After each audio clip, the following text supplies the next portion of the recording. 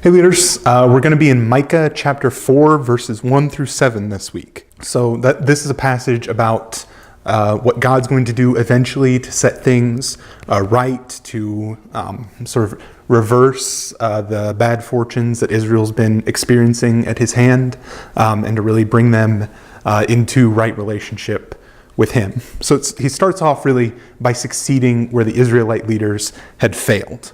Where they had given these false words. He gives a true word that draws people to himself.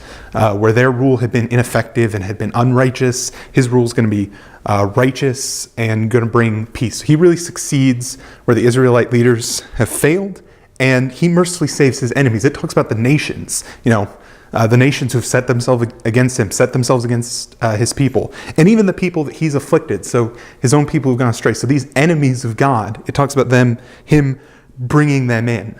So since God succeeds where we fail, and since God has mercy on his enemies and saves his enemies, that means that we, who are naturally enemies of God, can come to him and can be saved by him. And then since the passage also talks about how God rules, that he rules in righteousness and peace, and that this is how things are going to be in the new heavens and new earth, that there's going to be, not all this conflict and not all the unrighteousness that we see around us, that can cause us to hope that when we look around and we see all these bad things, evil things, wrong things going on, we can rest assured that this isn't like what God loves on the one hand, and this isn't what God's going to continue allowing forever on the other hand, that God's going to set things right.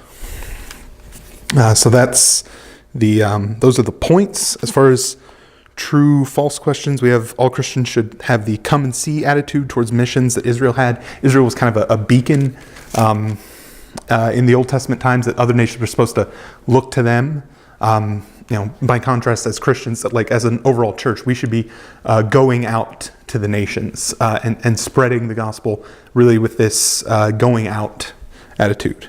Then I have a question. Even though we will only fully experience righteousness and peace when Christ comes again, we should still pursue peace and righteousness in our society and government. That's true, maybe a little bit of a no-brainer that what God's doing on the big, historical time scale, we should be doing in little ways in our own lives. Then third question, if we sin, we might undo God's plan to save us. Of course, this is false, because God succeeds where we fail, where we can't save ourselves. God saves us. And that's really encouraging, because, as a teenager, you can be sinning and feeling like you're just almost a slave to sin. And how could God love me? How could God save me? But we don't have the power to outperform God. We can't undo what God is doing. And so, that's comfort, that he can save us in spite of ourselves, save us in spite of our failings. Then we got a few discussion questions. For one, we've got the nations that have been saved by God are eager to learn from and be ruled by God. How does this attitude compare with your own attitude towards hearing from God and towards being ruled by God? And here we kind of want to sit on something like heart attitudes, because obviously, we're coming to church, a lot of us are reading our Bibles, so externally we're hearing from God and we're trying to do the right thing. But a lot of times, in our heart, we're kind of bored by the Bible, we're kind of bored by preaching, we're kind of bored by the teaching. It's what we've got to do, but it's not something that excites us. It's not something we're running towards. And so we'll look at what excites us instead of that, and why that's what we really love and what we're really interested in, and God and the things of God can be kind of boring, kind of take a back seat type things.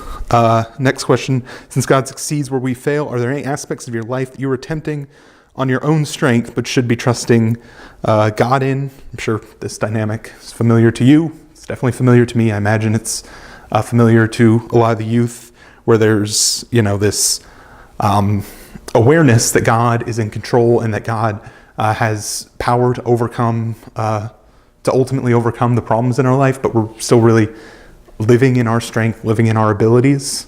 And so they're kind of thinking about what ways we're trusting ourselves, what way we're relying on ourselves, and what things we really need to be giving to God and trusting God regarding. That might dig into school, that might dig into how you act with your friends, just whatever aspects of life these kids realize that they're doing in their own strength, or that you realize you're doing in your own strength rather than with the strength God supplies.